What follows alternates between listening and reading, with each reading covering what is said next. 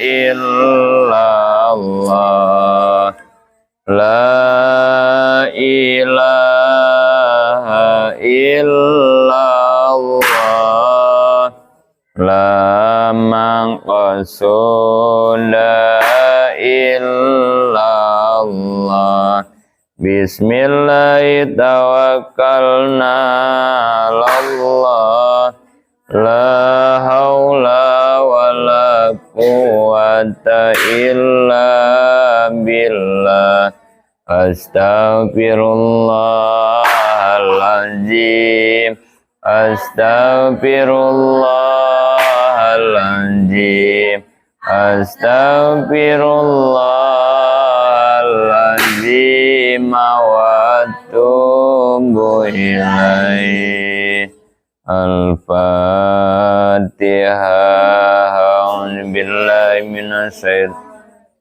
Bismillahirrahmanirrahim. Alhamdulillahi rabbil alamin. Ar-Rahmanirrahim. Maliki yaumiddin. Iyyaka na'budu wa iyyaka nasta'in. Ihdinas siratal mustaqim. Siratal ladzina an'amta 'alaihim ghairil maghdubi 'alaihim waladdallin. Amin. Rabbi zidni ilma warzuqni fahma wa alhiqni bis-sholihin birahmatika ya arhamar rahimin. Bismillahirrahmanirrahim. Bagian pasal ke-6, hukum adat. Masih membahas tentang ketiga hukum secara ilmu tauhid. Hukum syara, hukum akal, hukum adat. Sekarang bagian hukum adat. Adat atau kebiasaan yang menjadi landasan hukum syara, takrifnya sebagai berikut. Patokan hukum adat. Ini patokan adatnya ini, Maya. Hukumnya belum ini. Ini patokan adat. Tapi ini pecah. Nanti di depan baru jangan dimainin itunya. Ini pecah itu. Masih apa pecahnya? Kan jangan suka dimainin. Tadi depan baru penjelasan hukum adat. Sekarang adatnya dulu. Apa yang dinamakan adat gitu ya. Kita baca. Ittisalun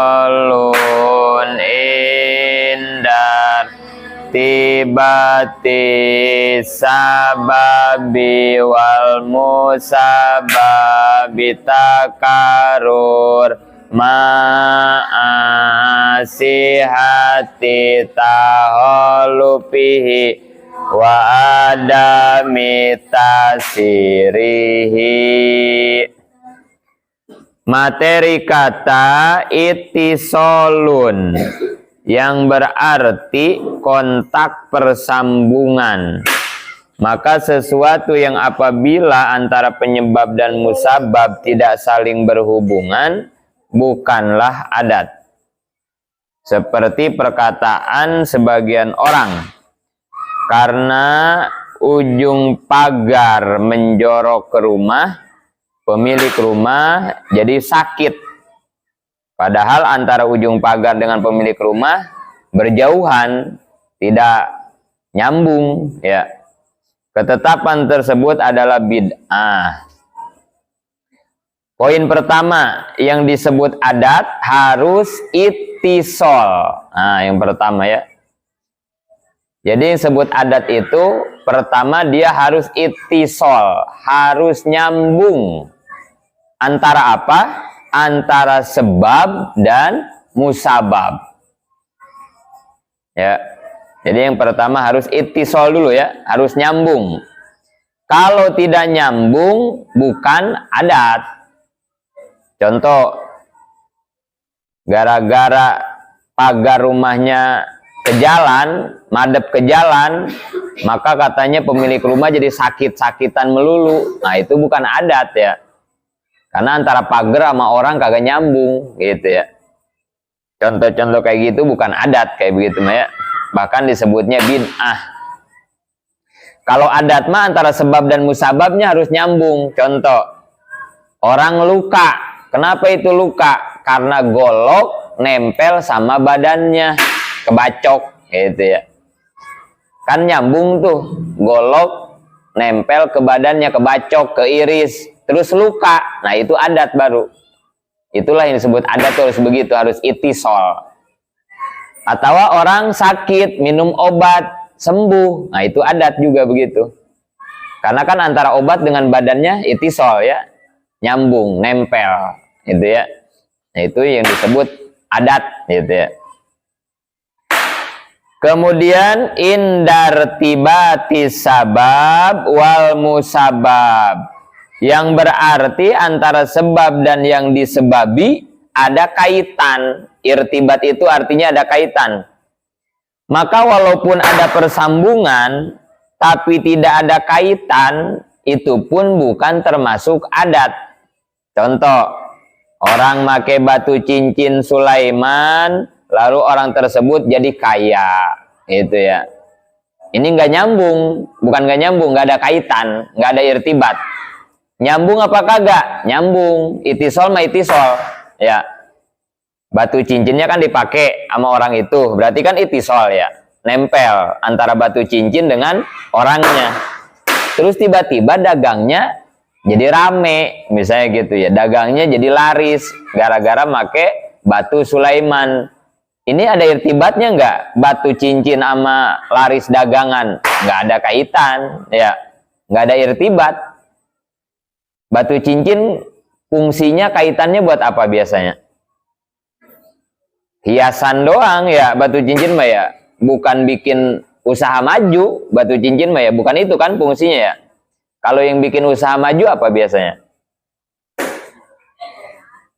Produknya bagus ya, biasanya begitu ya. Pelayanannya bagus, nah biasanya kan begitu ya. Nah itu biasanya tempatnya strategis, nah itu baru ya, irtibat tuh begitu. Kaitannya benar itu mah ya. Tapi kalau batu cincin, apa urusannya kan begitu ya. Batu cincin mah irtibatnya buat perhiasan, tapi malah dibikin buat penglaris dagang. Nggak nyambung. Bukan nggak nyambung, nggak ada kaitan. Itu bukan adat kalau begitu ya. Jadi yang pertama ittisol, yang kedua irtibat. Gitu ya. Antara sebab dan musabab. Jadi harus ittisol dan irtibat. Kemudian bitakarur. Apa bitakarur? Persambungan tersebut harus berdasarkan sering terjadi takarur. Kemarin udah dibahas ya, bahwa hukum adat itu menjadi dasar hukum, landasannya karena sering terjadi. Nah gitu ya, hukum adat ya. Jadi yang menetapkan ketetapan hukum adat mah karena sering terjadi, namanya takarur. Di sini kalau orang dibacok sama golok luka. Di tempat lain orang kalau dibacok sama golok luka. Pokoknya di mana-mana setiap yang dibacok sama golok luka. Nah, kan itu berarti sering terjadi itu begitu ya. Maka jadilah ketetapan hukum adat. Berarti setiap yang dibacok sama golok wajib luka. Itu kata hukum adat ya. Di sini kalau makan kenyang, di mana-mana kalau orang makan kenyang. Pokoknya di mana aja setiap makan kenyang. Jadi itu hukum adat. Berarti setiap orang makan wajib kenyang. Begitu hukum adat. Jadi hukum karena sering terjadi gitu ya. Keseringan hukum adat ya. Kebiasaan namanya juga ya. Biasanya orang kalau dibakar angus, di mana-mana dibakar angus. Jadilah hukum adat, namanya takarur gitu. Terus poin keempat, ma'asihati taholupihi, persambungan tersebut bisa gagal. Dari materi ini muncul yang disebut dengan hawarikullil adat. Artinya kejadian luar biasa atau kejadian yang kagak biasa, gitu ya. Jadi selanjutnya yang disebut adat itu walaupun sudah itisol, nyambung, walaupun ada kaitannya, irtibat, dan sering terjadi. Setiap yang dibakar angus, tapi tetap adat mah suka ada gagalnya. Nah, gitu ya. Pahami? Adat mah suka ada gagalnya. Ma'asihati tahulupi itu. Jadi nggak usah heran ya. Kalau proses adat gagal, nggak usah heran. Memang begitu. Adat mah memang begitu karakternya. Ada gagalnya. Walaupun di mana-mana orang dibakar itu angus, tapi kadang ada orang yang dibakar itu nggak angus, gitu ya. Walaupun di mana-mana orang yang berobat itu sembuh, tapi kadang ada orang yang berobat itu kagak sembuh, gitu ya. Itu biasa, adat mah biasa begitu, nggak usah heran. Walaupun di mana-mana orang yang mesantren teh bisa ngaji, tapi kadang ada santri mesantren lama-lama pulang nggak bisa ngaji, biasa itu teh. Gitu. Itulah proses adat, gitu. Ada gagalnya adat mah, gitu ya. Ma'asihati tahulupihi teh begitu maksudnya. Jadi nggak usah ngaget. Nah, apabila proses adat itu gagal, maka nanti istilahnya disebut hawarikullil adat, gitu ya. Jadi kalau misalnya prosesnya sesuai adat disebut adat, tapi begitu prosesnya sudah sesuai adat tapi gagal, maka itu disebutnya hawarikullil adat, begitu ya, istilah tauhidnya ya. Jadi berarti kejadian di luar kebiasaan, gitu. Kejadian di luar kebiasaan. Poin yang kelima, wa adami taksirihi, adat tidak mempunyai kemampuan. Nah ini yang kelima nih. Jadi berarti begini, kalaupun sesuatu itu dibakar hangus, ingat, hangus itu bukan dari api, gitu ya. Wa adami taksirihi itu begitu. Kita wajib meyakini bahwa hangus itu bukan dari api, gitu, karena proses adat tidak mempunyai kemampuan, gitu ya. Wah, ini mesantren lama nih, terus jadi kiai gede, awas. Kita wajib meyakini dia jadi kiai bukan karena mesantrennya lama, karena proses adat mesantren nggak bisa ngejamin seseorang jadi kiai. Ini ya, harus memahami masalah penjelasan adat itu supaya begitu nantinya ya. Jadi kalau kita udah paham begini, lebih enak ya, lebih bijak nantinya begitu ya. Bahkan kita bisa lebih dewasa, tidak ada sombong, bisa ke sana nanti ya. Nggak bingung, nggak ngaget gitu. Ini udah dibawa kemana-mana, ini berobat kok kagak sembuh-sembuh. Ya biasa, memang begitu adat mah, gitu ya. Ada lagi, diobatin, padahal diobatinnya baru sekali, tapi langsung sembuh. Ya dia juga nggak nganggap, waduh ini orang hebat nih, sakti. Waduh ini obat manjur nih, mujarab. Nggak juga, nggak begitu. Karena dia tahu bahwa adat itu tidak mempunyai kemampuan, tidak mempunyai kekuatan, itu ya. Ya, jadi yang disebut adat itu 5 poin, berarti ya. 5 poin. Memahami tentang masalah adat, kita harus paham 5 poin. Coba, yang pertama apa tadi? Itisol. Itisol itu artinya harus nyambung. Antara apa? Sebab dan musababnya. Yang kedua,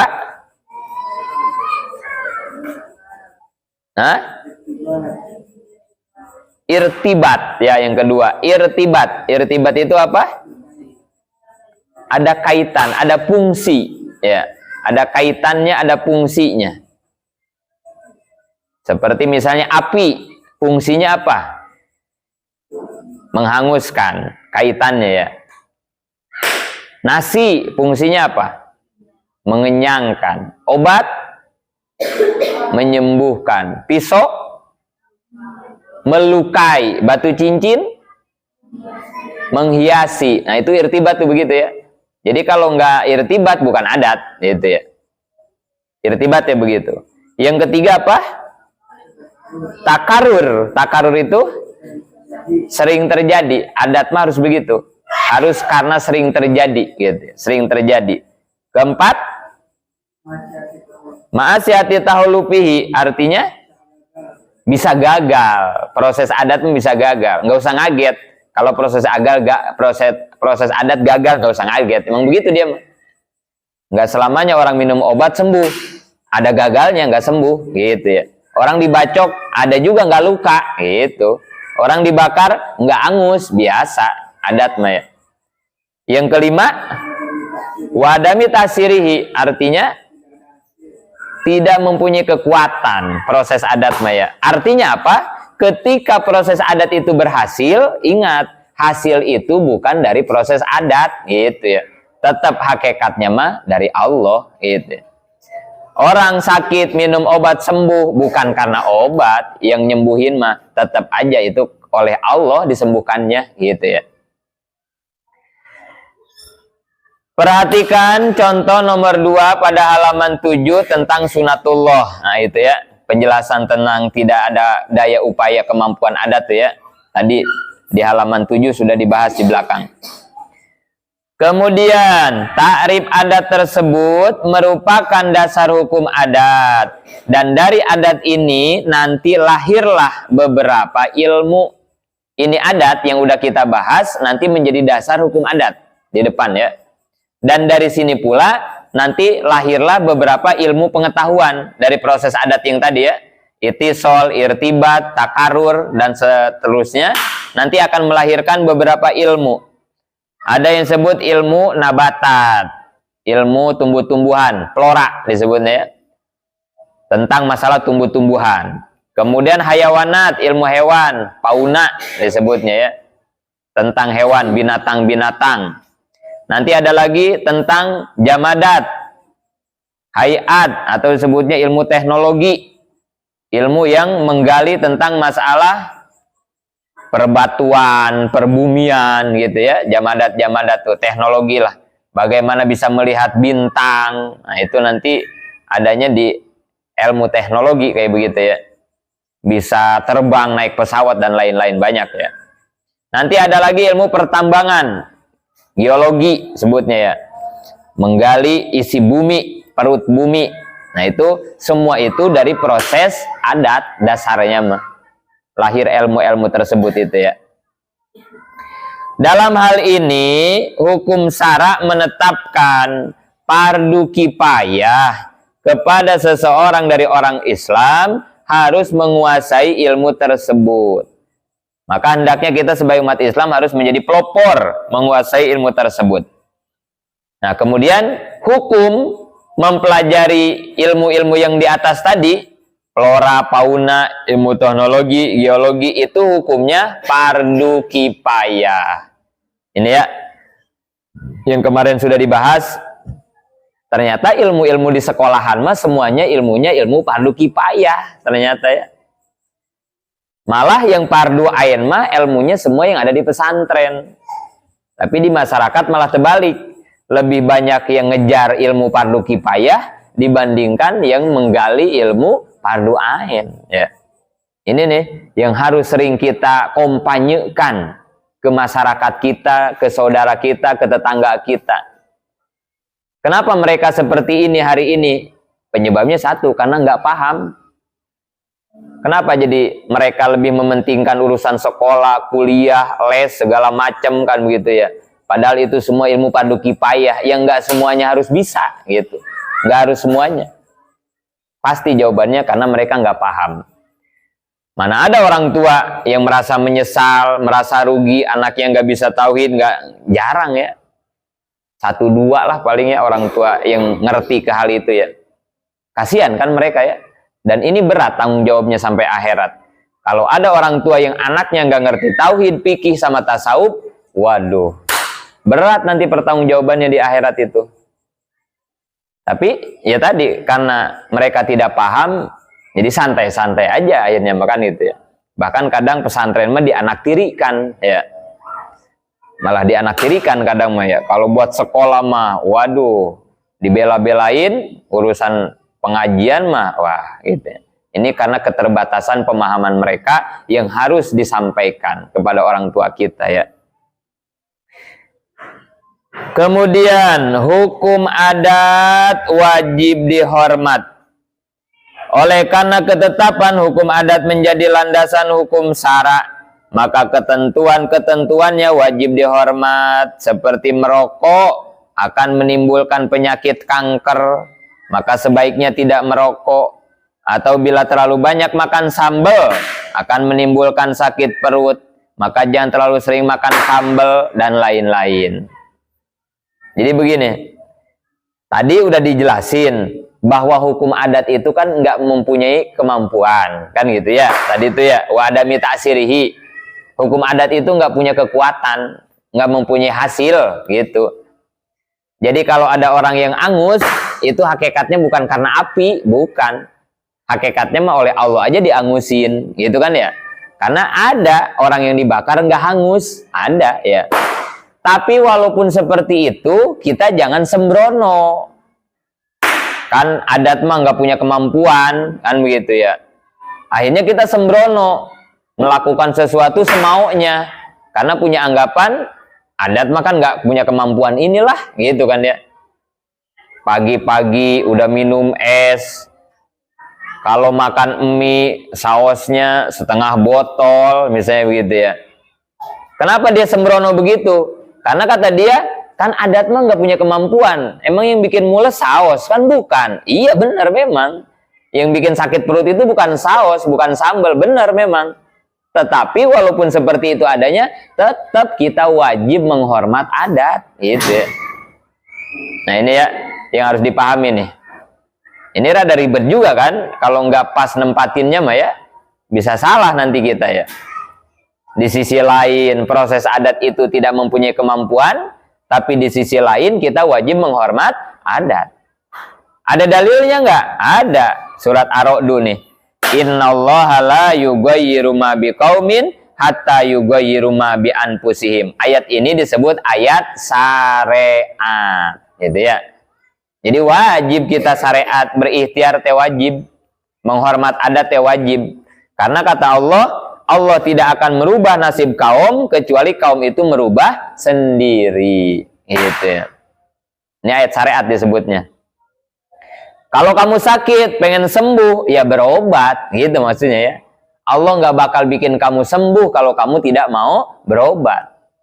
Tetapi ketika kita berobat kemudian sembuh, awas. Kita nggak boleh punya anggapan sembuh itu dari minum obat. Nah gitu ya. Ini akidah ahli sunnah nih. Kayaknya harus paham banget ya, harus jeli banget ya begitu. Karena kemarin di dalam majmu ya sudah dibahas. Kalau kita gagal menempati syariat dan hakikat, bisa tergelincir kepada dua kelompok kafir. Kalau nggak Qadariyah, kalau nggak Jabariyah. Nah ini harus benar-benar hati-hati nih memahami syariat dan hakikat ya.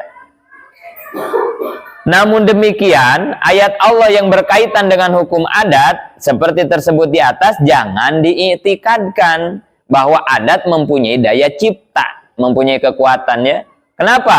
Karena apapun siapapun tidak akan mampu menciptakan sesuatu perkara selain Allah. Tapi tetap aja secara hakikat mah apapun yang terjadi sebetulnya itu sudah menjadi ketetapan Allah gitu.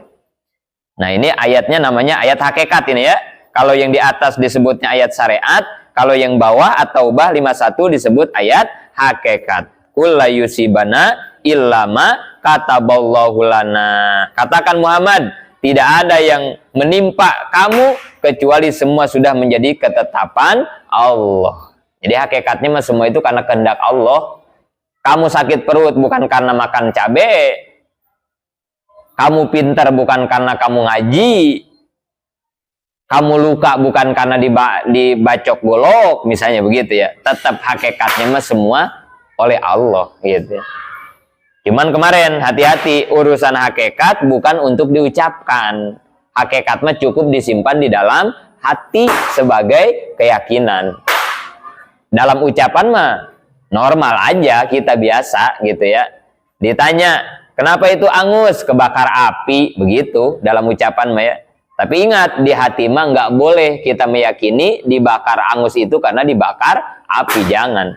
Tetap hati kita harus meyakini hangus ini karena ditetapkan dihanguskan oleh Allah, gitu ya. Baru tuh keyakinan yang model begitu disebutnya keyakinan yang selamat, yang benar, namanya an-najiyah, gitu ya. Keyakinan yang benar, ahli sunnah wal jamaah an-najiyah disebutnya. Baru tuh benar tuh orang kalau punya pemahaman keyakinan begitu tuh, yang tepat menempatkan syariat dan menempatkan hakikat, ya. Firman Allah yang menunjukkan kepada syariat dan hakikat di dalam pengamalannya bagi kita sebagai umat Islam adalah firman Allah yang menunjukkan kepada adat untuk dijadikan landasan amal dan pembicaraan, sedangkan firman Allah yang menunjukkan hakikat untuk diitikadkan dan menjadi sebagai landasan tawakal, sabar, dan syukur. Nah itu ya. Jadi ayat syariat untuk perilaku kita, ayat hakikat untuk keyakinan kita. Penempatannya harus begitu. Jangan salah. Sepanjang Allah masih menyelenggarakan hukum adat, maka ketentuan hukum adat harus dihormat.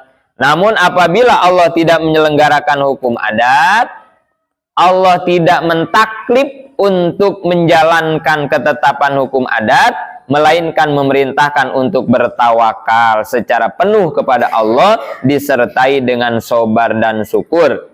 Sebagaimana peristiwa yang menimpa kepada Nabi Ibrahim ketika akan dibakar oleh Raja Namrud.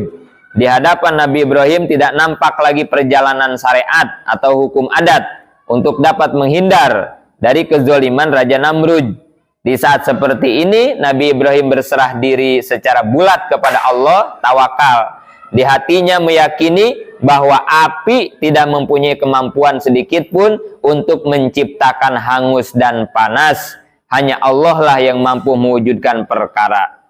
Maka di saat situasi dan kondisi Nabi Ibrahim yang demikian, datanglah pertolongan Allah dari di mana ketentuan hukum adat menjadi sangat bertolak belakang. Kemudian begini, menyikapi tentang proses adat itu kita hanya boleh melakukannya sepanjang sarana untuk adat masih Allah berikan, begitu ya. Paham ini? Menyikapi tentang masalah hukum adat atau syariat itu kita boleh melakukannya sepanjang jalan syariat itu masih ada. Bagaimana kalau jalan syariat sudah tidak ada? Maka di situ kita sudah tidak ditaklif, sudah tidak diperintahkan lagi untuk menjalani hukum syariat. Contoh kayak Nabi Ibrahim. Ketika Nabi Ibrahim tahu dia dikejar oleh Raja Namrud, mau dihukum, Nabi Ibrahim menyelamatkan diri. Menghindar, ya. Tapi begitu Nabi Ibrahim udah ketangkep, udah ditaliin, udah diikat, kemudian Raja Namrud sudah nyuruh supaya mengumpulkan kayu bakar, bikin api unggun sebesar-besarnya. Untuk apa? Untuk menghukum Ibrahim supaya Ibrahim dibakar hidup-hidup. Ini kan dalam sejarah gara-gara Nabi Ibrahim ngancurin berhala-berhala punya Raja Namrud kan hari itu ya.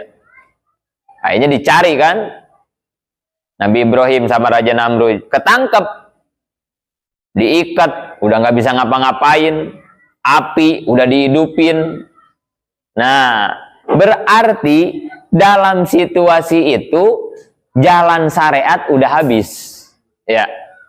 Buat Nabi Ibrahim berarti jalan syariat udah habis ya. Badan udah diikat, udah nggak bisa gerak, udah nggak bisa lari, kemudian di depan api yang gede udah dihidupin. Nah, berarti udah nggak ada jalan syariat kan ya? Udah nggak bisa ngapa-ngapain. Nah, bagaimana posisi begitu buat kita? Maka kata syariat agama, kalau situasinya sudah seperti itu, kita tinggal bertawakal kepada Allah. Jadi gini nih, perhatiin. Ada syariat, ada hakikat, ada tawakal. Gitu posisinya ya. Syariat, hakikat, tawakal. Syariat itu apa? Kewajiban kita ikhtiar secara maksimal. Namanya syariat tuh ya. Kewajiban kita ikhtiar secara maksimal. Kalau pengen sembuh, berobat. Tuh syariat tuh namanya tuh. Ayo maksimalin berobat. Obat kampung, obat dokter, obat apa aja ya udah. Pokoknya sepanjang halal, lakuin. Kalau kita pengen sembuh. Itu namanya syariat tuh ya. Yang kedua hakikat. Hakikat itu apa? Kita meyakini bahwa tidak ada yang bisa menyembuhkan penyakit kita kecuali Allah. Itu hakikat begitu ya. Jadi zohir memaksimalkan syariat, tapi hati, tekad, keyakinan jangan lepas dari hakikat Allah. Kita harus meyakini bahwa tidak ada yang bisa menyembuhkan penyakit kecuali Allah. Hakikat harus begitu. Kemudian yang ketiga tawakal. Apa itu tawakal? Tawakal itu apabila jalur syariat sudah tidak bisa ditempuh lagi. Nah, gitu ya. Jadi adanya tawakal itu apabila jalur syariat sudah tidak bisa ditempuh lagi. Berobat ke dokter udah bosen. Makan obat kampung herbal udah bosen. Apa aja kata orang udah dicoba pokoknya mah. Gitu ya. Suruh makan cacing udah. Suruh berobat ke sono udah pokoknya apa aja udah dibekam, udah diakupuntur, udah apa aja pokoknya mah. Pokoknya udah apa aja udah kita cobain. Tapi sakit nggak sembuh-sembuh. Nah, gitu ya. Sakit nggak sembuh-sembuh. Padahal semua jalur syariat sudah dilakukan. Nah, maka dalam posisi itu barulah ada istilah tawakal. Itu ya. Udah, kalau udah begitu mah pasrahin dah semuanya kepada Allah. Itu ya. Jadi kalau udah begitu baru kita diperbolehkan untuk tawakal. Setelah apa itu? Setelah semua jalur syariat kita tempuh. Itu ya. Ini jangan salah nih. Tawakal tapi penempatannya salah. Ya nanti gak ada artinya tawakal kita ya. Kayak santri mau ulangan misalnya ya. Ulangannya masih 6 bulan. Udah ngomong-ngomong tawakal misalnya. Ah saya mah gimana ntar aja lah mau tawakal. Tawakal salah begitu mah ya. Kenapa disebut salah? Orang ulangannya juga 6 bulan lagi. Artinya apa? Jalur syariat masih banyak yang bisa kita tempuh. Nggak boleh kita di situ udah tawakal tuh nggak boleh. Gitu. Tawakal secara arti yang ini ya.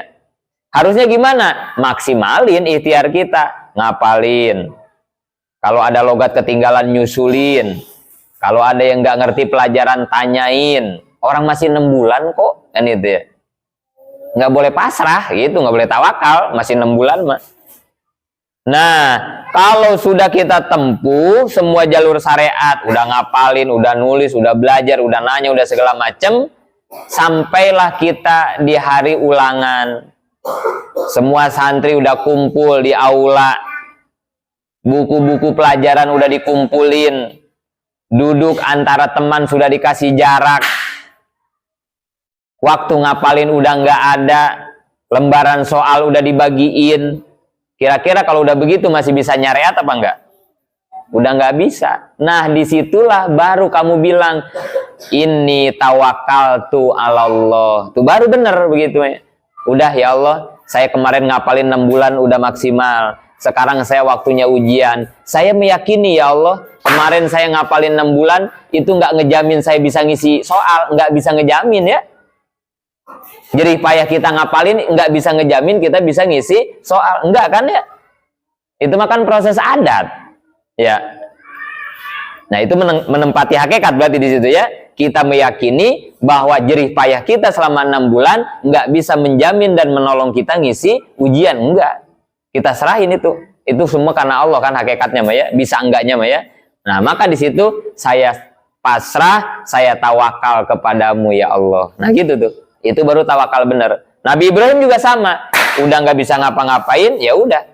Ya Allah, saya yakin api itu tidak bisa menghanguskan tanpa izin-Mu, dan sekarang saya udah nggak bisa gimana-gimana, maka sekarang hidup dan mati saya serahkan kepadamu, saya pasrah kepadamu ya Allah. Kan gitu ya Nabi Ibrahim ya. Apa yang terjadi? Begitu seseorang sudah bertawakal benar kepada Allah, maka kata Allah di dalam Al-Quran, wa may yatawakkal 'alallah fahuwa hasbuh. Orang yang bertawakal benar kepada Allah, maka akan dicukupi keinginannya. Ya. Saat itu yang diinginkan Nabi Ibrahim apa kira-kira? Selamat ya. Selamat dari bakaran api Raja Namrud. Allah tahu nggak keinginan Nabi Ibrahim? Tahu. Maka ketika Nabi Ibrahim bertawakalnya benar, hasbuh, dipenuhi keinginan Nabi Ibrahim. Apa yang terjadi? Begitu dibakar, dilempar ke api, kata Allah, qulna ya nur, ya naru kuni bardan wasalaman ala Ibrahim. Api, kamu harus jadi dingin dan menyelamatkan kepada Nabi Ibrahim. Nah, begitu tuh. Itu hasil apa? Hasil dari tawakal yang benar. Dicukupi apa keinginan kita. Hebat ya dari tawakal tuh ya. Orang yang tawakalnya hebat bakal dicukupi segala hajatnya. Tapi ingat tadi ya, jangan salah menempatkan tawakal. Kalau tawakalnya salah ya nggak bakal dikasih apa-apa ya. Jadi harus benar dulu menempatkan tawakalnya. Gitu ya. Hubungan sebab dan musabab atau sambungan adat, sambungannya ya, ini ada 4 macam. Ini mah persambungannya aja ya, antara sebab dan musabab. Dalam proses adat ya, ada 4 macam.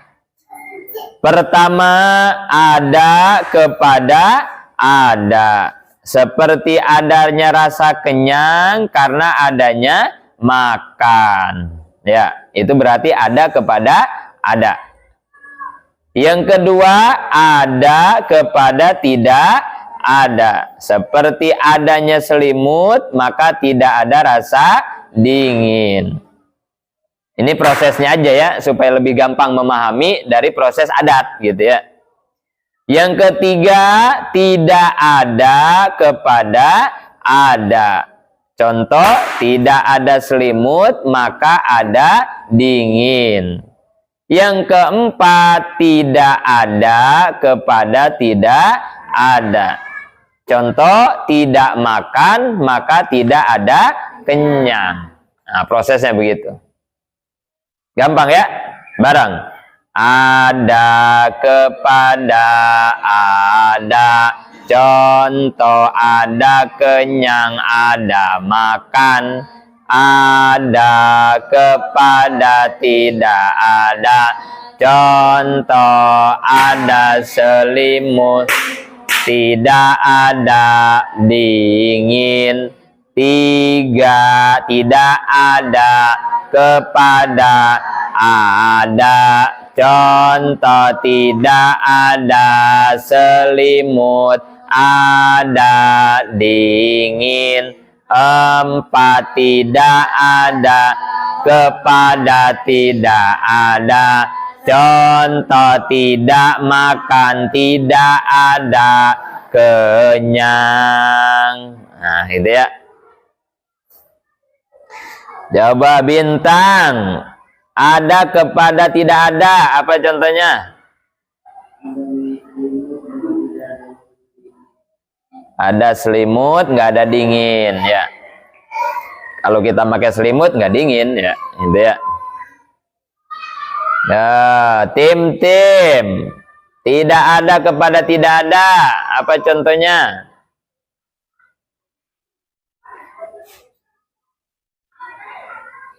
Ini mah udah nggak bisa diapalin. Ini malah selewat juga gampang atuh kan ini mah kan.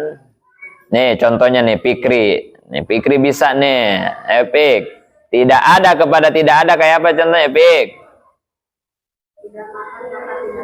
Nah gitu tim, gampang atuh ginian masa masih ngelamun sih tim. Ini mah tuh cuman hubungan doang. Ya tapi kalau nggak diperhatiin mah sekali lagi ya, ilmu segampang apapun kalau nggak didengerin ya nggak bisa ya. Sekarang jangan selimut. Sekarang jangan masalah kenyang sama makan. Kasih contoh yang lain. Coba Nunur. Ada kepada ada. Contohnya apa? Gimana? Ada kepada ada.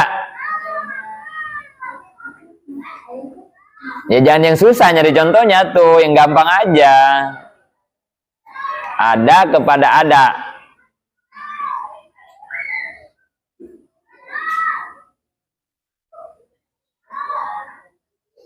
Coba Nopan dulu, ada kepada ada. Adanya pintar, adanya ngaji, gitu ya. Kakak Ripa, tidak ada kepada ada.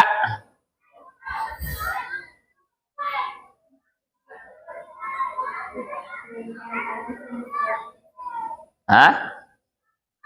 Apa? Yang kencang. Tidak ada kepada ada.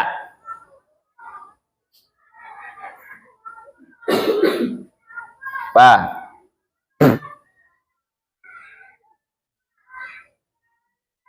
Ulan, coba. Tidak ada kepada ada.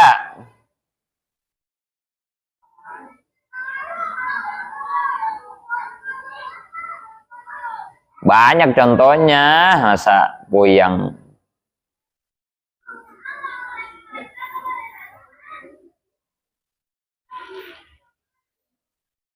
Gadis, coba tidak ada kepada ada, apa contohnya?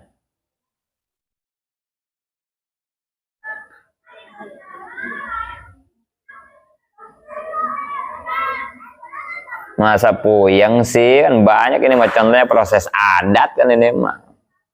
Kehidupan kita sehari-hari.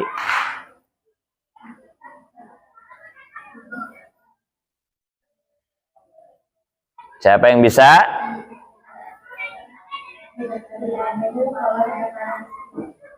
Nah? Apa, Neng?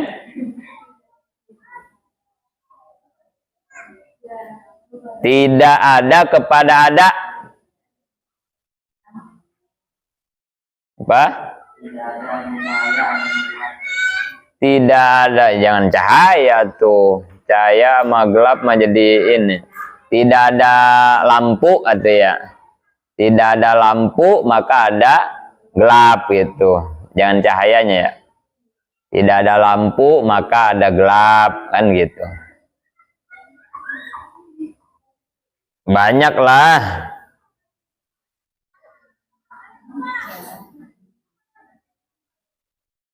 Atau sekarang contohnya nanti kamu baca hubungannya. Nah itu lebih gampang itu Maya.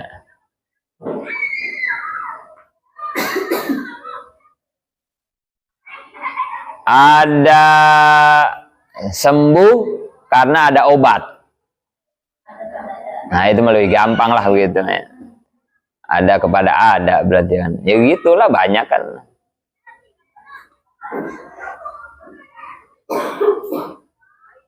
Tidak ada cinta kalau tidak ada pacaran. Iya kan begitu kan. Gimana mau cinta pacar kagak punya.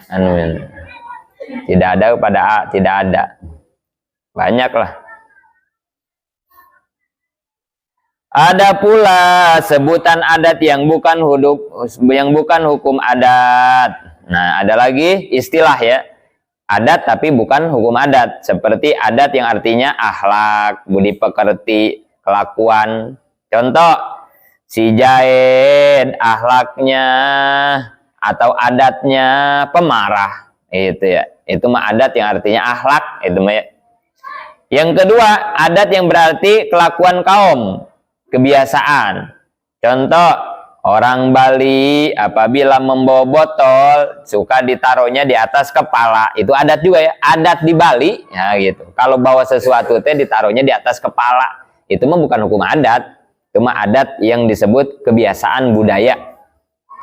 Adat-adat semacam ini tidak mutlak dibenarkan oleh hukum syara. Ada yang dipandang baik, ada pula yang dipandang tidak baik. Oleh karenanya tidak mutlak dapat dijadikan landasan hukum syara. Alhamdulillah sampai situ. Nanti kita lanjutkan pasal 7 tarif hukum adat. Ini ngodoin ya, karena kemarin beberapa kali nggak ngaji, apalagi malam kan tahlil mulu ya. Ya sebenarnya malam ini kan masih tahlil, tapi nggak apa-apalah, Abi ngaji dulu, besok baru ikut tahlil lagi. Karena besok hari Sabtu kita baru ngaji tuh kan, hari Sabtu Jumat libur sebetulnya ya. Jumat kita libur, nanti mulai ngaji berarti Sabtu pagi ya, malam Sabtu riadoh kan begitu ya. Sabtu pagi baru kita mulai. Nah ini sesuai silabusnya nih, Hanca Sabtu pagi itu pasal 7 tarif hukum adat. Jadi alhamdulillah kita sudah sesuai jadwal gitu ya. Mudah-mudahan kamu tidak merasa rugi ya. Abi ajak ngaji malam Jumat nih ya, harusnya kamu libur kan gitu ya, tapi dipakai ngaji. Karena pada hakikatnya mah kan kemarin juga liburnya, harus dikodoinnya harusnya berapa kali kan gitu ya. Harusnya mah yang rugi mah yang kemarin tuh gitu ya. Bi kok nggak ngaji mulu sih, saya udah kangen ini ngaji. Harusnya begitu ya. Tapi nggak ada yang begitu ya. Tapi pas diajak ngaji sekali aja malam Jumat pada demo ya ke DPR ke sono ya. Ya jangan rugilah kita ngaji ya. Ini mas supaya juga hancanya sesuai, jadi nanti nggak banyak gitu ngajinya, nyusulinnya nggak terlalu panjang, nggak terlalu capek, nggak terlalu lama lagi ya.